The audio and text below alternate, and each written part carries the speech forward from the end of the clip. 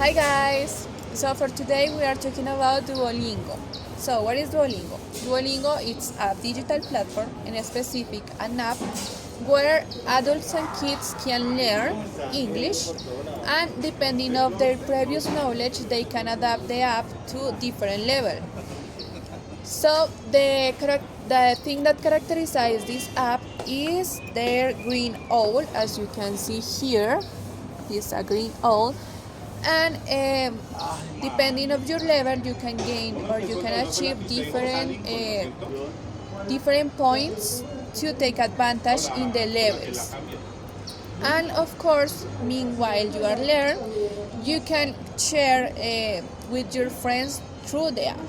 Okay, now we are going to talk about the modes. Well, in this case, Duolingo has different modes, and we already decided that some modes that are in the app are especially visual, like images, color, and typography, written language to give the instructions or provide instructions, and audio, in this case, music, sounds, and the last one is kinetic. In this case, into the app we can find some animations. For example, this one. Okay. And we think that the most important mode in the app is the image or visual, because as we were talking about, the app is in base. We have many animations into the app. So if we are starting in the app, doing a lesson or finish them, it always in the app always appear an animation. Okay, in this case, to talk about affordance, as Julian said before, the dominant mode is visual. That's used because it's easy to guide the learners and navigate during the platform.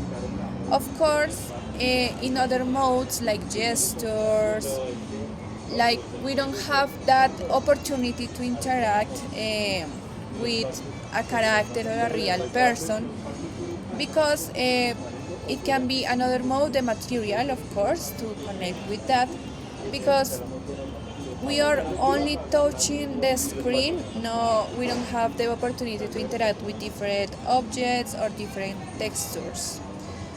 Also, one limitation that we found of the material mode is that the characters are very simple and abstract, so we don't have like too much real life visual context to link the information, and it can be hard to connect the information with real objects because of the characters or the animation of most of them. Okay, continuing with our process in the app, we are going to talk about now the design.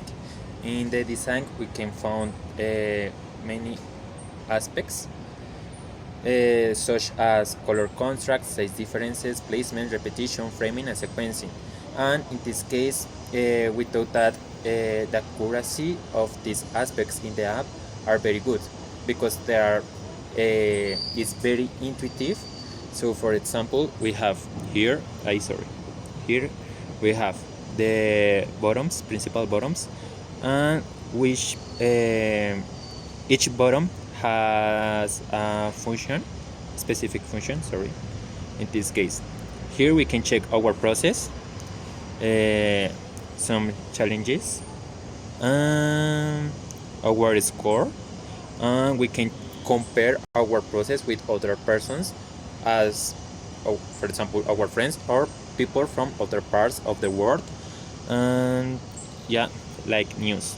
So yeah, the app is very intuitive. For example, we can check, and we already know that we have to do another lesson. Now we discuss about the thing that catch our attention first, and it was the pet, because as I told you, the green owl has different color, different movement, different facial expressions. So I think that in that way attention is created. Of course, the owl is always with us, with the learner, at the moment that we start a lesson. it's with us, or we are finish our lessons, as you can see here. Oh my god, yeah, here he is always there.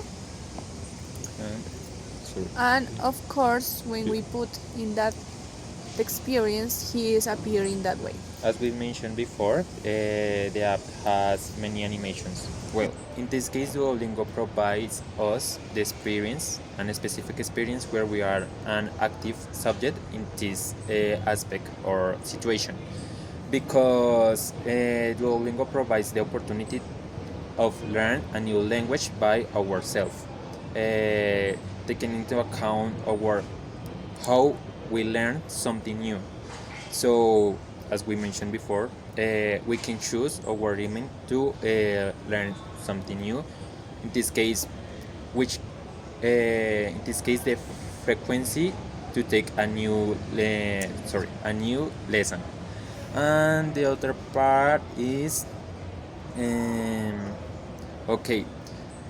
As we mentioned before, Duolingo has different modes. In this case, we think that the combination of these modes, like audiovisual, writing, auditives, help to the learners in their process because they made the learning process more dynamic.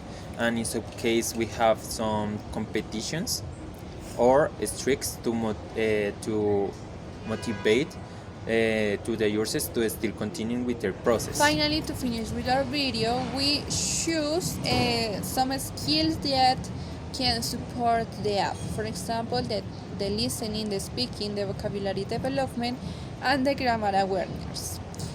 We thought that these modes didn't distract the language learning because, as I mentioned before, these modes are combined to make a great and interesting learning process for the user. And as I mentioned before, the characters are there to support that process.